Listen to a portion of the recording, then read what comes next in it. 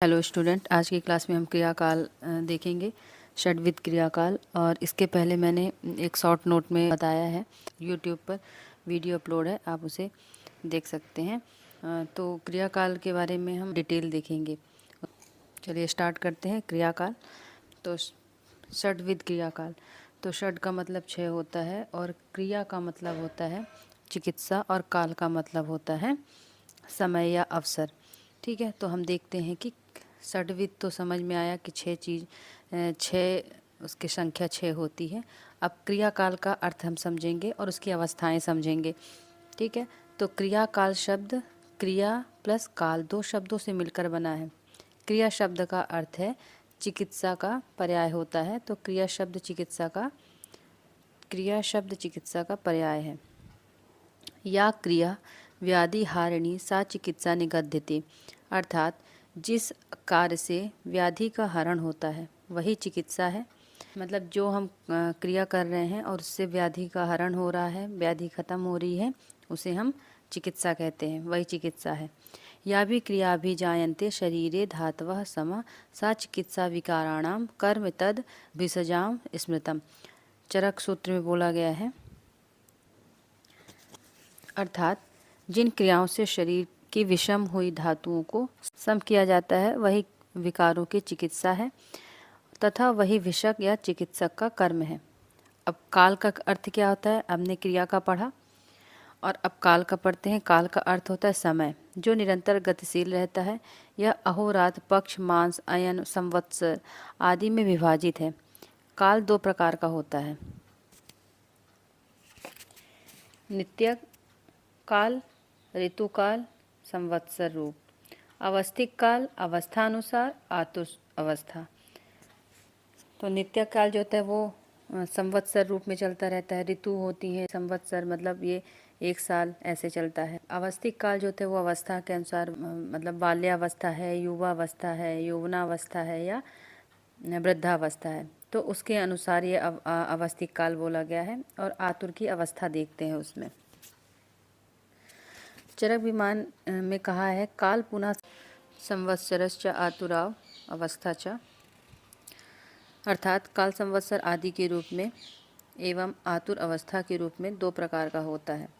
यहाँ काल से रोका अवस्था काल का अर्थ करना चाहिए।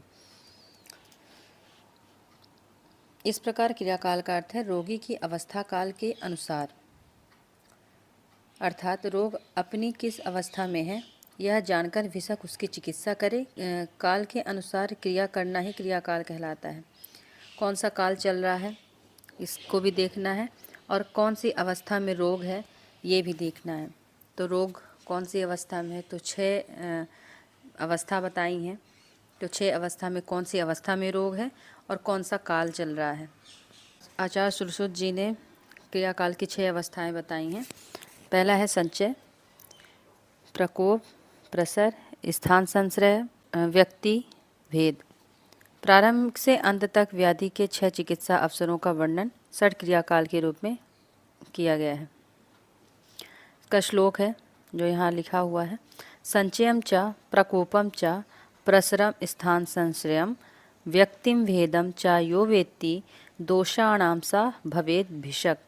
आचार्य सुश्रुत जी ने बताया है, अर्थात जो चिकित्सक दोषों की संचय, प्रकोप, प्रसर, स्थान संश्रय, व्यक्तावस्था एवं भेदावस्था को जानता है वही सफल चिकित्सक होता है।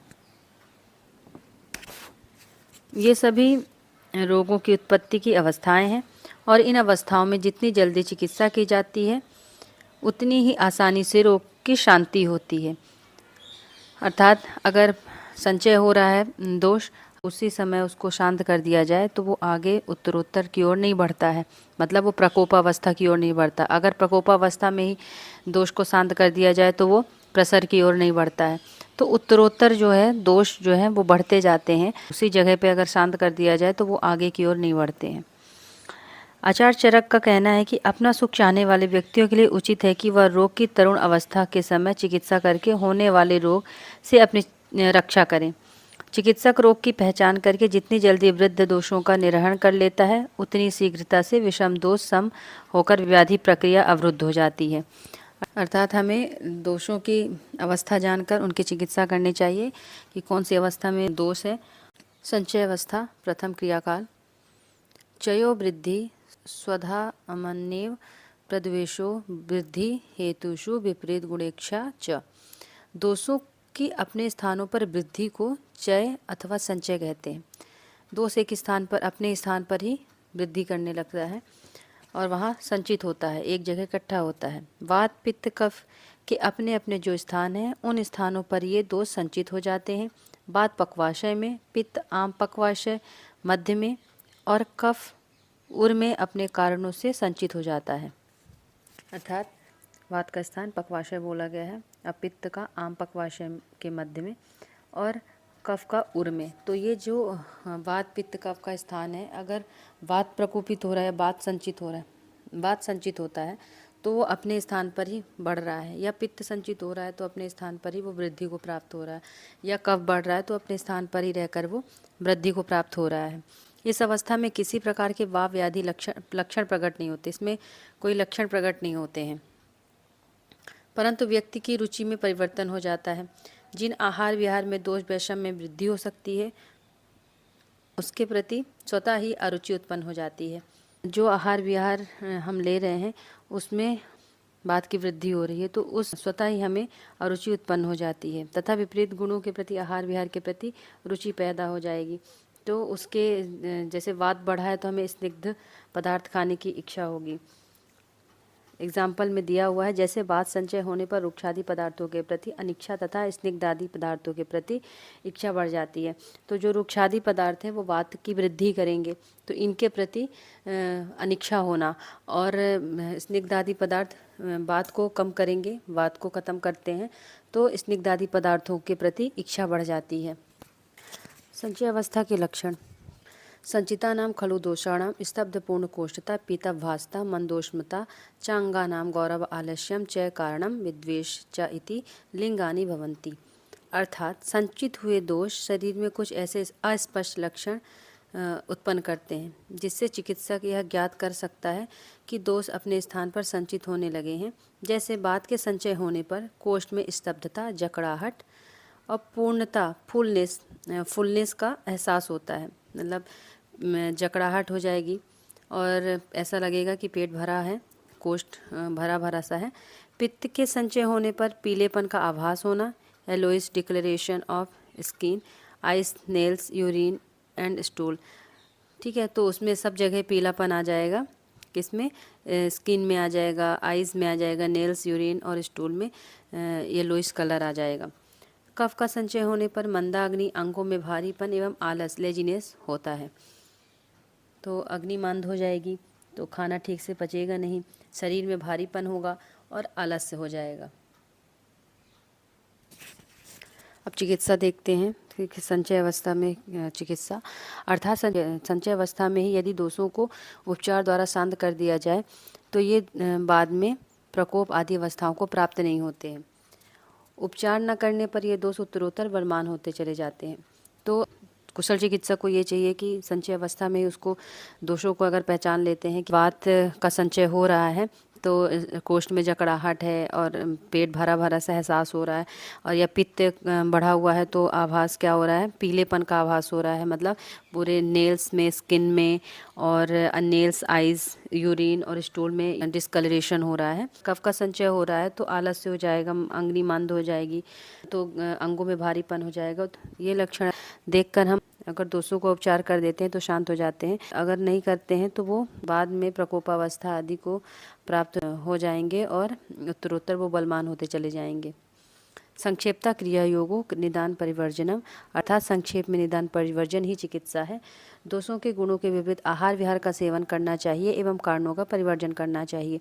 तो जो दोष है, जैसे हमें पता है कि ये वात के लक्षण हैं और वात बढ़ रहा है तो उसमें क्या करना है हमें कि हमें उसके विपरीत चिकित्सा लेनी है, अर्थात स्निग्धता वाली चीज़ें जो कफ को बढ़ाए, तो कफ वाली चीज़ें हमें लेनी है।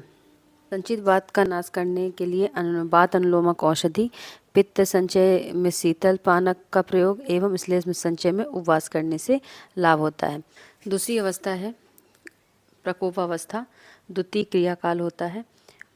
कोपस्थ उन्मार्गगामिता, अर्थात दोष जब अन्य मार्ग में गमन करने को तत्पर हो जाते हैं तब उसे प्रकोपावस्था कहते हैं। संचय अवस्था में उपचार न करने पर अथवा दोष वृद्धि जन आहार विहार का ही सेवन करने पर दोष अपने ही स्थान पर रहते हुए अत्यधिक वृद्धि को प्राप्त हो जाते हैं।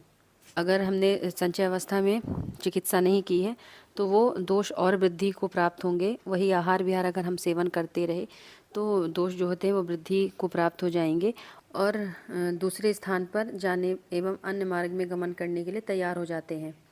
जैसे तालाब का जल अधिक भरने पर किनारों से बाहर निकलने को तत्पर हो जाता है, उसी प्रकार दोष प्रकोपक कारणों से अधिक मात्रा में वृद्धि कर अपने स्थान से अन्य स्थान में जाने को अभिमुख हो जाते हैं।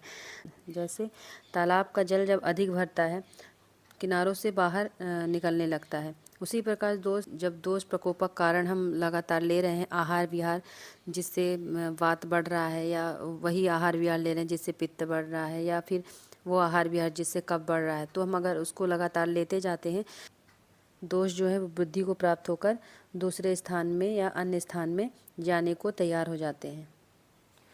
प्रकोपावस्था के लक्षण।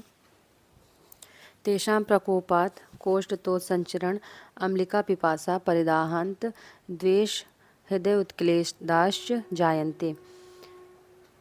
दोषों का प्रकोप होने पर शरीर में निम्न लक्षण उत्पन्न होते हैं। जैसे बात अगर प्रकोप होने पर कोष्ठ में तोद मतलब सुई चुभने जैसी पीड़ा होने लगती है। संचरण, कोष्ठ में वायु का संचरण इधर उधर चलना, ये 2 लक्षण मिलते हैं। अगर पित्त प्रकोप हो जाएगा तो अम्लिका एसिडिटी, पिपासा एक्सेसिव थर्स्ट एवं परिदाह बर्निंग सेंसेशन इन चेस्ट, ये लक्षण देखने को मिलते हैं। कफ का प्रकोप होने पर अन्न देश एनोरेक्सिया एवं हृदयोत्क्लेद नौजिया, ये लक्षण उत्पन्न होते हैं। वह हम लोग प्रकोपावस्था की चिकित्सा देख रहे हैं तो इसमें दोषों की संशोधन चिकित्सा की जाती है। जैसे बस्ती वात हराणाम श्रेष्ठम, तो बस्ती प्रकोपित वात की श्रेष्ठ चिकित्सा होती है। विरेचनम पित्त हराणाम श्रेष्ठम, तो विरेचन जो है प्रकोपित पित्त की श्रेष्ठ चिकित्सा होती है। और बमन जो होता है श्लेष्म हराणाम श्रेष्ठम, तो प्रकोपित कफ की श्रेष्ठ चिकित्सा क्या होता है, बमन होता है। तृतीय अवस्था प्रसरावस्था होती है।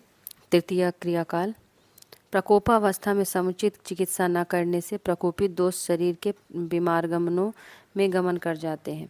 स्रोतों द्वारा शरीर में सर्वत्र दोषों का फैलना प्रसर कहलाता है।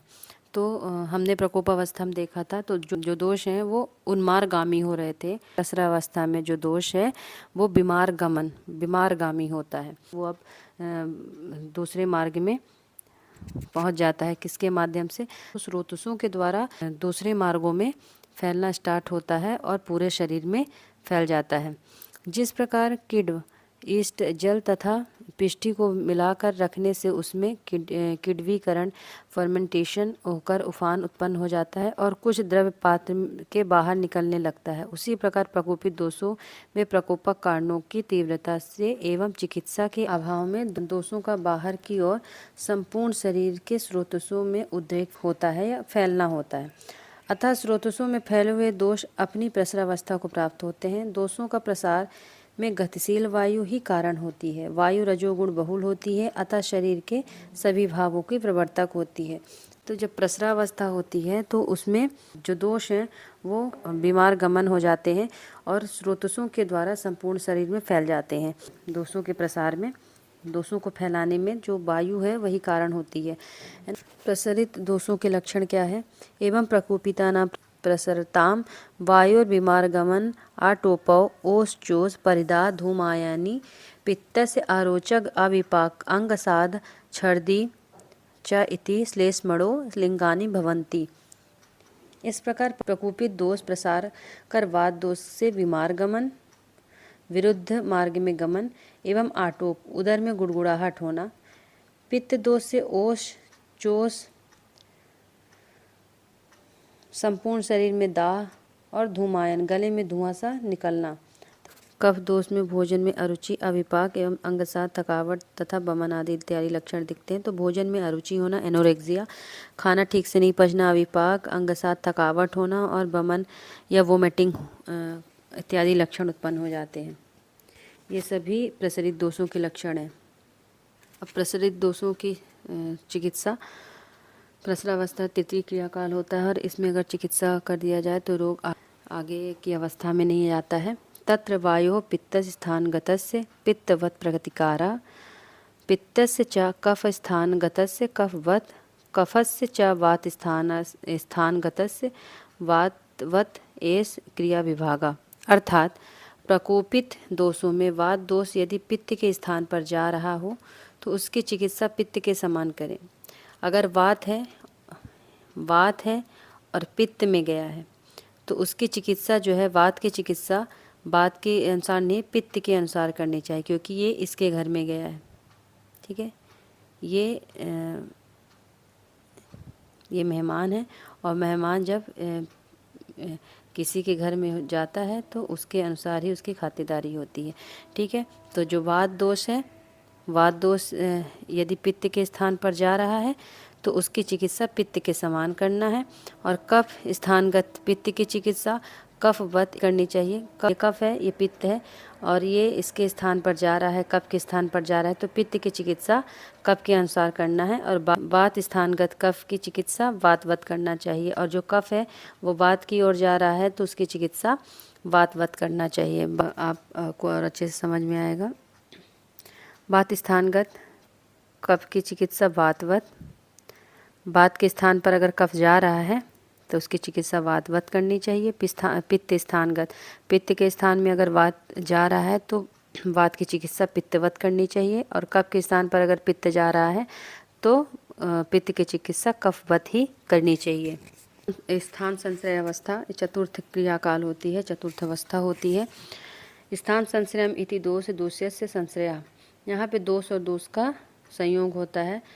स्थान संश्रय अवस्था में दोषों और दोषियों का संयोग होता है।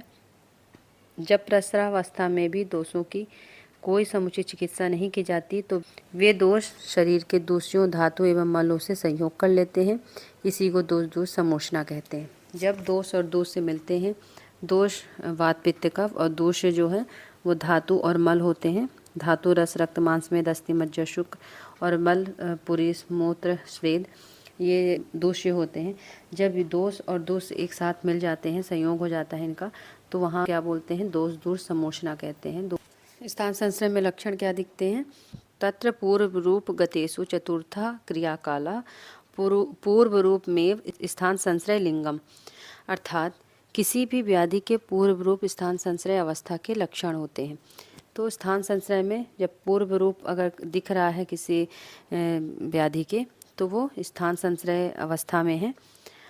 माधव निदान में भी कहा गया है कि स्थान संश्रित दोष भावी व्याधि का ज्ञान कराने वाले होते हैं। जो पूर्व रूप होते हैं, जब तो कौन सी व्याधि होने वाली है उसका ज्ञान कराने वाले होते हैं। स्थान संश्रय अवस्था में रोग उत्पत्ति पूर्ण रूप से नहीं हो पाती है, परंतु दोष दूर समोषणा का प्रारंभ हो जाता है। अब दोष दूर समोषणा का प्रारंभ का मतलब है कि दोष और दोष एक दूसरे से मिलना शुरू कर देते हैं, एक दूसरे में मिलना शुरू होता है तो वो प्रारंभ हो जाता है। उसमें दोष और दोष वात पित्त कफ, दोष धातु और मल वो अब मिक्स होना स्टार्ट हो जाते हैं एक दूसरे में, तो दोष दूर समोषणा का प्रारंभ होता है। इसलिए भावी व्याधि को बताने वाले कुछ लक्षण तथा चिन्ह शरीर में प्रकट हो जाते हैं।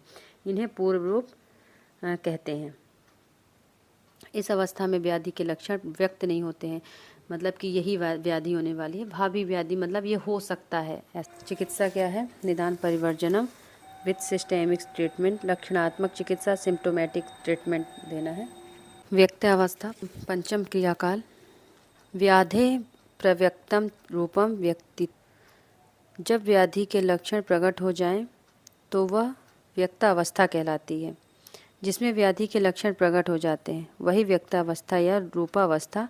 वैसे तो दोष स्वाभाविक तौर पर दोषियों में ही रहते हैं, किंतु यह उनकी फिजियोलॉजिकल कंडीशन या प्राकृतावस्था कहलाती है। तो स्थान संश्रय अवस्था में क्या हो रहा था कि उसमें पूर्व रूप प्रकट हो रहे थे, लेकिन इसमें अब पूर्ण रूप से इसमें व्याधि के लक्षण प्रकट हो रहे हैं और व्यक्त हो जाते हैं कि यही लक्षण है। जिसमें व्याधि के लक्षण प्रकट हो जाते हैं वही व्यक्तावस्था या रूपावस्था है। दोष और दोष जो हैं वो अभी स्वाभाविक ही होते हैं, दोषियों में रहते हैं, लेकिन अभी यह उनकी फिजियोलॉजिकल कंडीशन है या प्राकृतावस्था कहलाती है। अब पैथोलॉजिकल मॉर्बिड, विकृतावस्था में दोष अपने स्थान से वृद्ध होकर प्रसर करते हुए अन्य स्थानों पर स्थान संश्रय करके दोष दूर समोचना का कारण बनते हैं, अथवा बाह्य दोष जैसे जीवाणु आदि किसी स्थान पर अपने विष का प्रभाव डालकर धातु में विष दोषियों में दोष को सम्मोचित कर देते हैं। यही रोग की व्यक्तावस्था एवं रूपावस्था कहलाती है, क्योंकि रूप को प्रकट करने का कारण यही अवस्था होती है। ठीक है, तो इसमें क्या लिखा है, वाह दोष जो है या जीवाणु कोई भी है जो अपने विष का प्रभाव डालकर धातु में विष को मिला देता है ना। तो जब लक्षण प्रकट होते हैं या रोग की व्यक्तावस्था रूपावस्था कहलाने लगती है, क्योंकि रूप को प्रकट करने का कारण ही यही अवस्था है। इस अवस्था व्याधि का निर्णय करने में सहायक होती है कि कौन सी व्याधि है। दोष वृद्धि की यह पंचम अवस्था है। स्थान संश्रय अवस्था में अव्यक्त लक्षणों वाला रोग इस अवस्था में स्पष्ट हो जाता है। तो स्थान संश्रय में पूर्व रूप दिखते हैं और अव्यक्त लक्षण होते हैं, उसमें अव्यक्त लक्षण दिखते हैं कि हो सकता है ऐसा, लेकिन इसमें क्या है कि इसमें पूरे लक्षण व्यक्त हो जाते हैं और इस अवस्था में रोग जो है वो स्पष्ट हो जाते हैं या व्यक्त हो जाते हैं। भेदावस्था, व्रणावस्था, षड्क्रिया काल। व्यक्त हो जाने पर रोग व्यक्त हो जाने पर भी यदि रोग वृद्धि की शांति के लिए उचित उपचार न किया जाए तो रोग की और भी अधिक वृद्धि हो जाने पर अनेक प्रकार के उपद्रव पैदा हो जाते हैं। रोग अगर व्यक्त हो गया, व्यक्तावस्था में रोग व्यक्त हो गया, शांति के लिए उपचार नहीं किया जाता है तो रोग और अधिक वृद्धि को प्राप्त हो जाता है और कॉम्प्लिकेशंस उत्पन्न होने लगते हैं। गंभीर अवस्था होने पर अरिष्ट लक्षणों की भी उत्पत्ति की संभावना होती है। अरिष्ट लक्षण मतलब कि ये कभी ठीक नहीं होने वाले लक्षण भी उसमें दिखने लगते हैं। दोष वृद्धि की यह अंतिम अवस्था होती है। इस अवस्था में शोफ आदि विदीर्ण होकर व्रण उत्पन्न हो जाते हैं।